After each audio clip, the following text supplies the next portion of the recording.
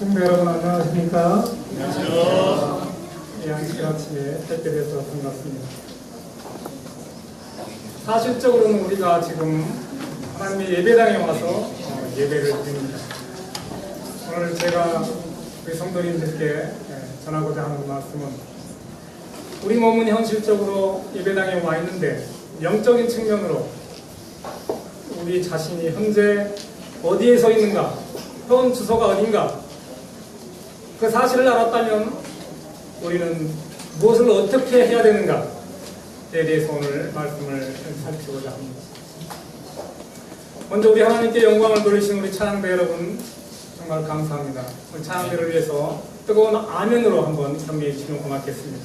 아멘. 열악한 환경에서 예배에 또 하나님께 영광을 돌리기 위해서 애쓰시는 우리 찬양대원 여러분 정말 감사합니다. 제가 그 일에 충성을 다하지 못한 채 정말 죄송하고 사과드립니다. 먼저 하나님의 말씀 마태복음 24장을 펴시겠습니다. 31절 예수님께서 3년 마지막 부분의 사역에 이르러서 장래 이스라엘 될 일과 종말에 대해서 이루신 말씀입니다. 저가 큰 나팔소리와 함께 천사들을 보내리니 저희가 그 택하신 자들을 하늘 이 끝에서 저 끝까지 사방에서 모으리라. 우리 주님께서 홍중나팔로 재림하실 때의 광경을 묘사한 부분입니다. 이 사람의 언어라는 것이 한계가 있어서 그 성경에 있는 모든 그 말씀들을 다 표현하기가 사실 어렵습니다. 아주 신비한 광경이니까 우리가 마음의 눈으로, 영적인 눈으로 그 말씀들을 읽을 수 있어야 되겠습니다.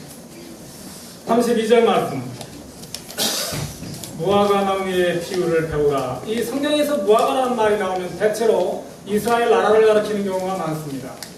이스라엘 나라의 꽃이 무화과고요, 나무도 무화과입니다. 또 우리나라 무화과에 해당하는 거이죠. 그래서 무화과가 나오면 대체로 이스라엘을 지칭하는 경우가 많습니다. 무화과 나무의 비유를 배우라. 이걸 우리가 풀이를 할 때 앞으로 장래 이스라엘 나라가 어떻게 될 것이다 라고 그렇게 해석하는 분들이 상당히 많이 있습니다. 그리고 종말에 가서 어떻게 될 거이다 이렇게 해석들을 하곤 합니다.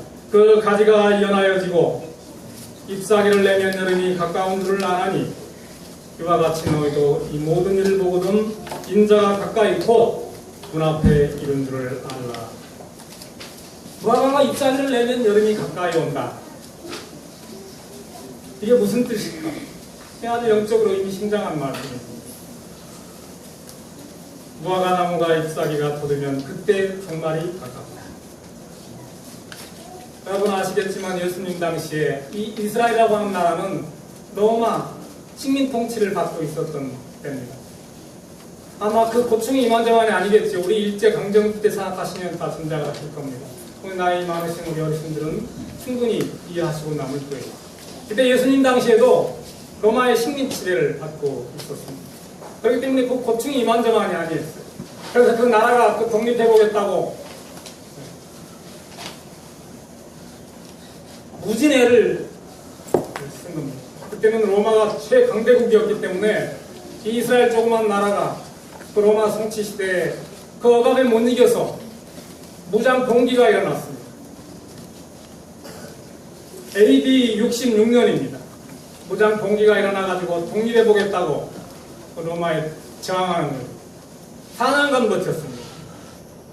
이건 뭐 택도 없는 거이죠. 그 조그마한 나라가 세계 최강대국 로마를 저항해서 그걸 독립하겠다고 하는 것은 만공불락입니다.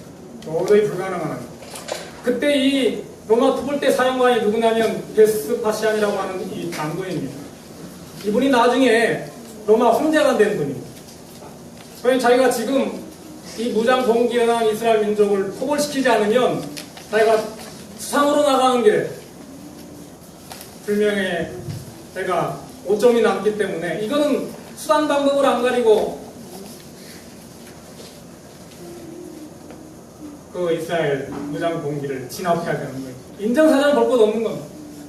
그렇게 4년간 버티다가 결국 AD 70년에 이스라엘이 예루살렘 성이 완전히 함락되고 망가지고 얼마나 심하게 저항을 했든지 보이는 유대인 다 추방시키고 죽이고 아주 잔인하게 그렇게 이 베스파시안 장군이 투볼대들과 함께 함락을 시키게 됩니다. 그 후로 이 이스라엘은 자그마치 1900년간 나라 없이 떠돌게 됩니다. 그래서 유대 땅을 누가 점령했냐? 당시 블레셋이 점령하고 남아있는 유대인들 전부 추방시켰습니다. 블레셋, 요즘 말로 팔레스틴, 블레셋 비슷하죠? 같은. 그래서 1900년간 나라 없이 이 유대인들이 떠돌다가 드디어 1948년에 독립을 했습니다. 꼭 우리나라 임시정부 수립되던 해와 같은 해입니다. 그래서 학자들은 말하기를 종말이 가깝다. 무화기가 잎사귀를 낸 거이다. 이거를 이스라엘 나라가 정부 수립되는 해를 그렇게 비유해서 말하는 학자들이 많이 있습니다.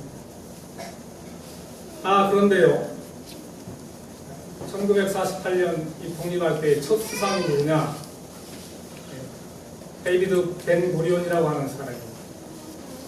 이분이 초대 수상이 된 분이에요.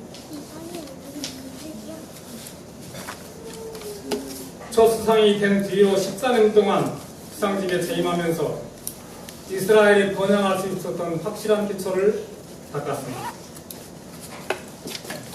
그 기초를 닦은 뒤에 이스라엘은 승승장구, 그 주변국들이 어떻게 할 수 없는 나라로 이런 나라는 작지만 강력한 힘을 가지게 됩니다. 그게 첫 번째 이 지도자가 상당히 중요한 겁니다. 우리나라 임시정부 수립될 때 1948년 같은 해입니다. 그때 우리는 초대 대통령이 누굽니까? 이승만. 근데요, 그때 우리나라 같은 경우는 이 기초를 사실은 잘못 닦은 거예요. 그분이 개인적으로는 참 깨끗했던 것 같은데 그 주변 인물들이 너무 참 안 됐어요. 친일파들, 지주들, 당시 유지, 기득권 세력을 가진 자들이 전부 이승만 쪽에 줄 서고 민족 혼이 있는 분들, 민족 전비가 있는 분들, 독립투쟁한 분들은 전부 김구 쪽에 가 줄 섰습니다. 그러니 처음부터 잘못 잡은 거이죠, 틀을. 미국하고는 정반대입니다. 미국이 1878년에 독립을 했는데, 나라를 세웠는데, 그때 초대 인물들이 누구냐면 여러분이 아시는 대로 장로교 출신들의 장로교입니다. 워싱턴, 벤자민 플랭클린 이런 분들이 헌법을 10개명을 기초로 해서 딱 미국은 헌법이 세계에서 제일 간단합니다. 26개조로밖에 한으로 안 돼 있어요. 그런데도 지금껏 220년 동안 한 번도 바뀌지 않았는데 우리나라는 1948년 이후로 8번이나 바뀌었어요. 처음부터 잘못 잡은 거예요. 미국도 물론 얼치기도 많고 디모크라한 사람도 많고 별 사람 다 있지만 그래도 그 헌법을 10개명을 기초로 해서 그 장로교 출신들의 장로님들이 제정을 했기 때문에 지금까지 끄떡없는 겁니다. 근데 우리는 처음에부터 잘못 들은 거예요. 바뀌지 않는 겁니다. 흔들릴 듯 하다가도 제자리 프로, 쓰러질 듯 하다가도 제자리 프로. 10개명을 기초로 해서 했기 때문에 요지부동인 겁니다.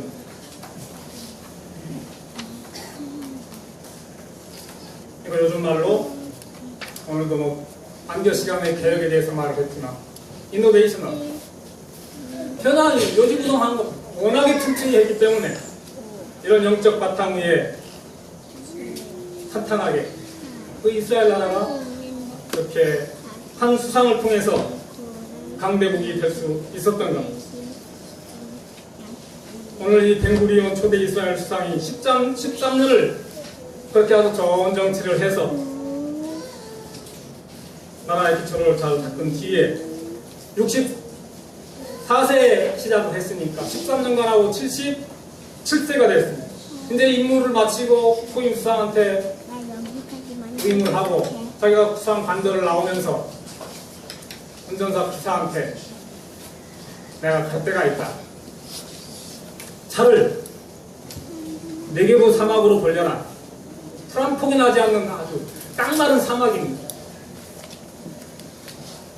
그랬더니 기사가 수상님 왜 차를 네개부 사막 쪽으로 돌리라 하십니까? 물었겠죠.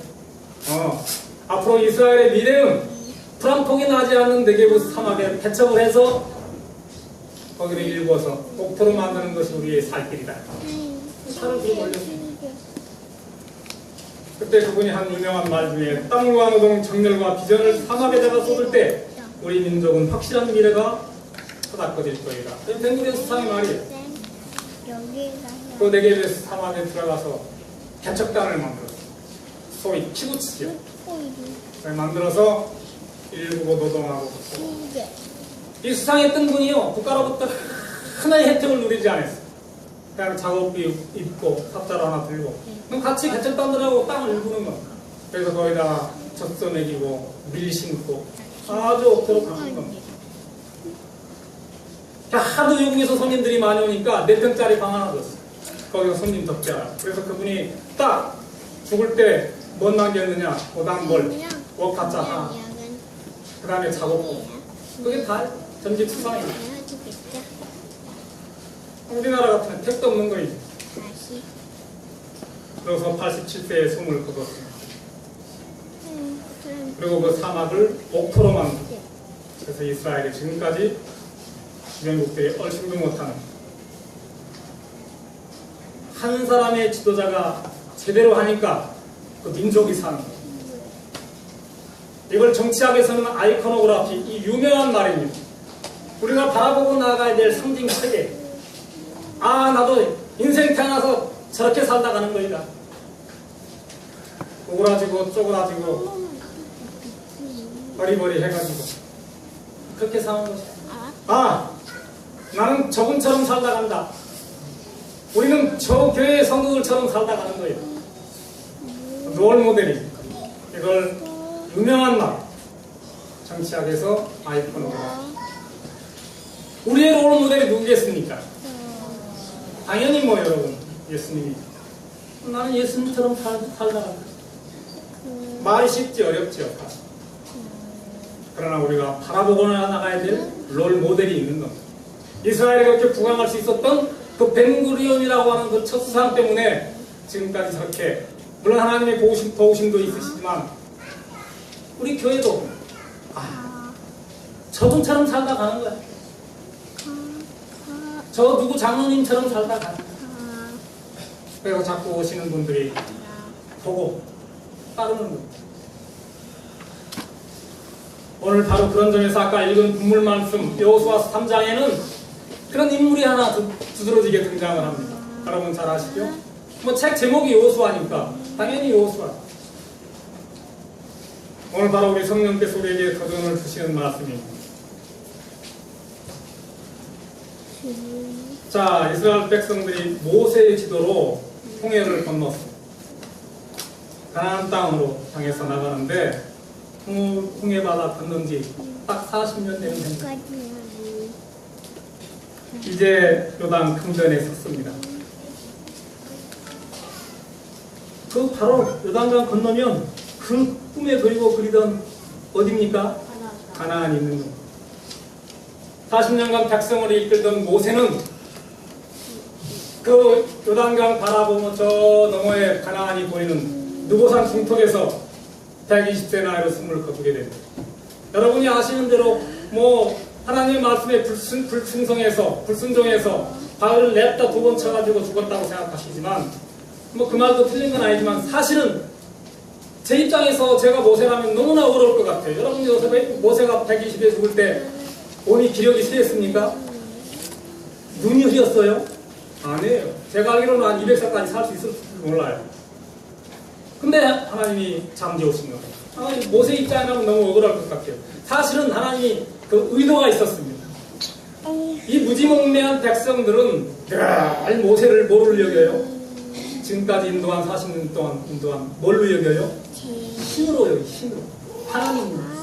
모세가 하나님으로 계명을 받기 위해서 그 시내산 호렙산에 갔을 때 여러분이 성경에 시내산 나오고 호렙산 나오는데요. 시내산이라고 하는 것은 이스라엘 백성들은 시내산이라고 안 씁니다. 이방인들이 부르는 산이 시내산이에요.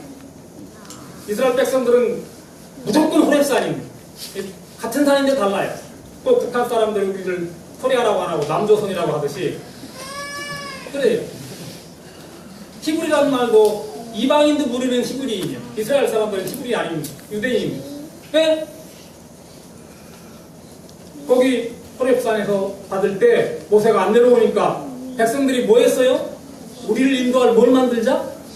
요새 포스트로 신을 만들자. 그래서 백성들에게 정신 차리라고 지금까지 40년 동안 너희를 인도한 주체가 누가 아니다? 모세가 아니다. 그래서 모세를 죽여버리고 모세가 인도한 게 아니라 누가 인도했다? 하나님이. 그걸 깨닫게 하기 위해서. 그리고 두 번째 이유는 광야 40년은 카리스마틱 리더 그런 사람이 필요하지만 가나안 가가지고는 누가 필요하냐? 데모크라틱 리더 여호수아 같은 사람이 필요하다. 그래서 모세를 죽인 거죠. 이렇게 눈도 흐리지 아니하고 기력도 세하지 아니하는데 이렇게 바라보고 거기서 죽게 되는 거예요. 그래서 여호수아의 인도로 요단강을 이제 건너는데 이게 오늘 핵심의 말씀의 핵심인 거예요. 아주 역사적인 순간이에요. 그때 여호수아가 백성들에게 뭐라고 하느냐? 3장 5절입니다. 우리가 이 말씀을 읽을 때 어떤 마음가짐으로 읽어야 하느냐? 성령께서 우리에게 이르시는 말씀입니다. 우리가 개인이나 교회나 나라도 마찬가지 가나안 땅 눈앞에 보고 요단강 지금 강 뚝에 섰다고 생각을 해. 저와 여러분이 저 강 건너면 꿈에 그리던 가나안인데 지금 여러분이 사실적으로 육체적인 몸은 성전 예배당에 와 계시지만 영적으로는 내가 지금 요단강 강둑에 섰다. 우리 앞에 엄청난 도전이 있는 겁니다. 요단강 건너면 가나안 땅이 보인다. 우리 땅이 된다. 5절 여호수아가 또 백성에게 이르되 너희는 뭡니까? 스스로 성결케. 지금까지 빼먹었던 거, 부패했던 거, 추잡질한 거 다 성결케 할 필요가 있다. 우리가 어떻게 하늘을 지금 이 몸으로 가겠습니까? 당연한 말씀이죠. 이 강을 건너서 가나안에 가야 되는데 지금 이 상태로는 안 된다는 거예요. 우리가 엄청난 도전이 우리 교회에 있는데 이 상태로는 안 된다는 거예요. 스스로 뭐하라? 성결케 하라. 그러고 건너자는 거예요. 같이 한번 읽겠습니다. 시작. 여호수아가 또 백성에게 이르되 너희는 스스로 성결케 하라. 여호와께서 내일 너희 가운데 기사를 행하시리라. 성결케 한다 하자. 그러면 우리 하나님께서 뭐 하실 것이다? 기적을 베푸실 것이다. 지금 이 상태로는 아무것도 안 일어난 거야. 깨끗이 하라는 거야. 깨끗이. 요단강을 눈앞에 두고 하나님께서 기적을 일으키실 텐데 하나님께서 위대한 역사를 일으키실 텐데 조건이 있다는 거야. 부패하고 썩은 백성들 가지고는 아무 기적이 일어나지 않을 것이다. 그런 말씀. 여호수아 장군이 요단강 강둑에서 백성들한테 그렇게 지금 말하고 있는 겁니다. 우리가 마음과 뜻 정결케 하자. 스스로 성결하게 하자. 그러면 내일 요단강 건널 때에 하나님께서 분명히 기적을 베푸실 것이다. 그 다음 여호수아가 또 뭐라고 하느냐? 6절입니다. 여호수아가 또 제사장들에게 일러 가로되 언약궤를 메고 백성 앞서 건너라. 이 말씀을 읽으면 참 은혜를 받습니다. 백성 앞에 뭘 메고? 언약궤를. 여러분 요단강물이요, 여기 성지순례 갔다 오신 분들은 아시겠지만 그때는 강이 엄청 깊었어요. 지금은 뭐 이렇게 또랑물이라 해요. 저는 아직 가보지 못했지만 갔다 오신 분들이 그래요. 그리고 요단강 건너면은 그냥 빈 땅이 아닙니다. 우리보다 무기도 훨씬 좋고 그 토속민들이 기다리고 있는 거예요. 저 강 건너서 땅 밟기만 해봐라. 나 너희들이 절단 낼 것이다. 기다리고 있는 겁니다. 좋은 무기 가지고. 그러니 여호수아가 시시어리버리한 백성들을 앞세 보내지 않는 거예요. 왜냐하면 거기 가면은 준비가 잘 돼 있는 적군이 기다리고 있고 또 목숨을 잃을 수 있는 위험이 있기 때문에 지도자들을 앞서 보내는 거예요. 그냥 빈몸으로 가는 게 아니라 등에는 뭘 맸다? 언약궤를 맸다. 우리가 여러분 현장에 나갈 때에는 용기만 가지고 되는 것도 아니고 패기만 가지고 되는 것도 아니고 우리 등에 뭘 매야 돼요? 언약궤를 말씀을 가지고 가는 거예요. 담대하게. 실천이 중요한 거예요. 그랬더니 아까 말씀드렸죠? 그때는 물이 깊었다고.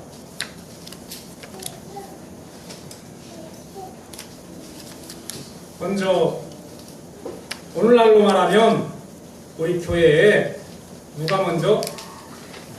목사님, 장로님들이 먼저 앞장서는 거예요. 말씀을 내고 그러고서 백성들 우리 성도님들 따라오게 하는 거예요. 근데 오늘은 안 그렇지 않습니다. 오늘날은 전부 위험한 곳은 백성들 나 먼저 보내보고 이상이 없으면 그때 뒤따라가는 거예요. 할렐루야 하고 따라가는데 물론 우리 교회 말하는 거 아니에요. 오해하시면 다른 교회가 그렇다는 거예요. 백성들 다 앞서 보내보고 이상이 없으면 이제 그때 뒤따라가는 겁니다. 장로님들하고 이제 목사님 뒤따라가는데 우리 교회는 목사님하고 장로님들이 먼저 앞장서 가는 거예요. 그러면 저 지도자들이 먼저 가시니 아무 이상이 없구나. 여러분 홍해와 요단강의 차이점이 뭔지 아십니까? 홍해는 이미 예수 그리스도의 전 인류를 위해서 피를 뿌리신 십자가에서 구원을 이뤄놓으신 1차로 그냥 갈라졌던 마른 땅을 걷는 거이고 지금 요단강은 막 물이 철철 넘치는 겁니다. 그러니 여호수아가 제 사람들에게 등에다가 언약궤를 메고 백성들 앞서서 물이 철철 흐르는 강을 건너라. 발을 딱 한 발 내딛었더니 뭐 했다고요? 식사들이 백성이 요단을 건너려고 자기들의 장막을 떠날 때 제사장들은 언약궤를 메고 백성 뭐해서? 앞에서 뒤에서? 앞에서 행하니라. 15절 요단이 몸에 떠두는 시기에는 항상 언덕에 제가 이 말씀 옛날에 한번 제가 설교를 했었나 뭐 어쨌든 뭐 시간 쓰는데 그 윤태양 집사님이 같이 교회 다닐 때 딱 저도 몰랐는데요. 장로님 그때 왜 물이 넘친지 아세요? 그러더라고요. 글쎄요. 강이니까 물이 많이 있었겠죠. 그게 아니고요. 그 요단강 저 위에 무슨 산이 있대요. 집사님 무슨 산이라고 했죠? 잊으셨죠? 근데 거기 이제 눈이 쌓여가지고요. 그 보면 그 눈이 녹는답니다. 그러면 그 눈이 이거 화이트인 선지자, 유자 선지자 있는 말씀이요. 제가 지은 얘기가 아닙니다. 그 물이 쏟아져 내리면요. 엄청 이 몸에 볼이 거둘 때는 물이 넘친다. 항상 넘치더라. 그 물이 넘치는 때에 제사장이 앞서서 건너는데 어떻게 했다? 궤를 맨 자들이 요단에 이르며 궤를 맨 제사장들의 발이 물가에 잠기자 요단강 물이 뭐했다? 홍해 바다가 벽을 이뤘듯이 요단강도 흐르는 강물을 제사장들이 발을 딱 들여놓으니 신기하게 그 물이 먼저 섰다. 이게 꿈이 아니에요. 설화가 아닙니다. 지어낸 얘기가 아니에요. 사실입니다. 요단강물이 깊어서 그 강 건너편에 적들이 기다리고 있는데 제사장들이 앞서서 언약궤를 모고 그냥 뭐 강둑에 앉아가지고 물 깊이가 얼마인지 재보자. 네가 가라. 아니면 내가 먼저 간다. 네가 가라. 거기서 노닥거리고 4일 동안 회의하고 기도한 게 아닙니다. 그냥 말씀 등에 메고 지도자 여호수아의 명령에 따라서 그냥 나가는 거예요. 실천하는 거예요. 기독교 신학이라는 것이 여러분 강의실에 가서 뭐 책 보고 읽고 나오는 게 아니에요. 신학교 강의실에서 교수님이 강의 듣고 가슴이 뜨거워지는 게 아니고 현장에서 있는 곳에서 즉각적인 실천을 하는 거예요. 현장 중심, 체험 중심. 발에 물에 잠김에 물이 뭐 했다고요? 오늘 우리도 우리 삶 현장에서 언약궤를 맨 제사장들이라 생각을 하고 강둑에 섰다고 생각을 하고 바람이 날 따라 깊은 강물이 됐든 철조망이 있는 울타리가 됐든 나가는 거예요. 가만히 있으면 기적은 안 일어나는 거예요. 제사장들이 발에 물이 잠김에 요단 강물이 멈췄어요. 선지자 말씀 보시겠습니다. 다 같이 읽겠습니다. 시작. 구원받을 모든 영혼들은 하나님에 대한 데서의 진정한 개인적 경험이 가져야 한다. 제 AA라는 사도행적입니다. 388페이지입니다. 개인적인 체험이 있어야 돼. 내가 발을 뒤졌더니 물이 쫙 멈춰서 하는 거야. 발을 안 내디디면 기적은 없는 겁니다.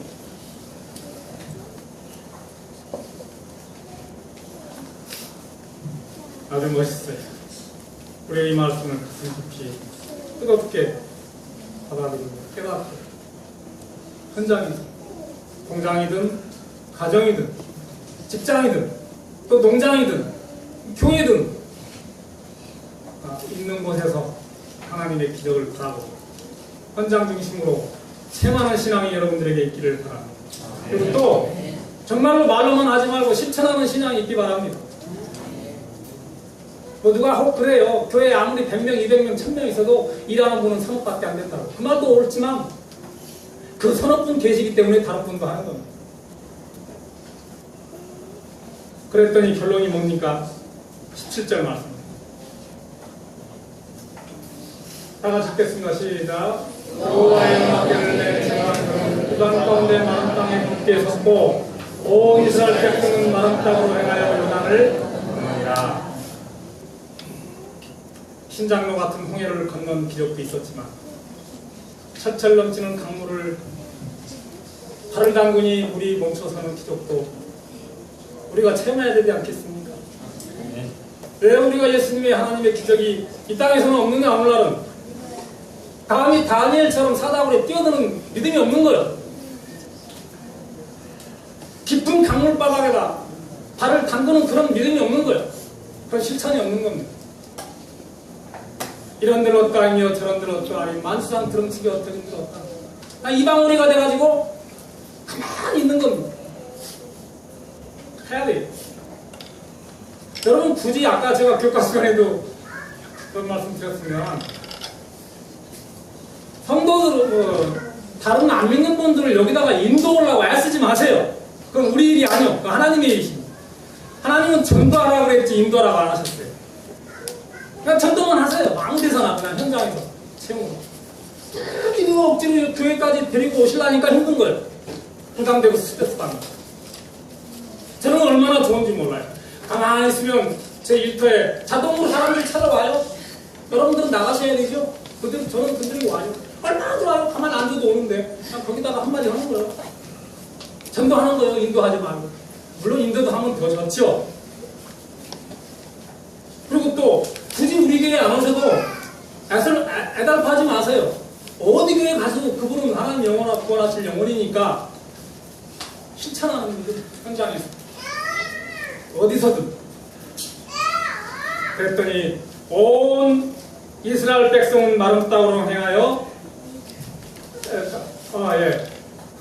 요단을 건너니라. 건너면 어디겠어요? 가나안 아니겠습니까? 오늘 우리가 제사장들이라 생각하고 강둑에선 현 주소 거기서 석 달여를 기도하면 되겠습니까? 금식 기도하면 되겠어요? 기도는 딱 한 분만 하고 가는 거예요. 앞으로 강물에. 그래야 우리에게 주어진 이 과제가 이루어질 줄 믿습니다. 금년 내로 어쩌면 더 빨리. 이게 우리 크리스찬들의 사명이 아니겠습니까? 우리 교회가 오늘날 이 땅에 있어야 될 이유가 아니겠습니까?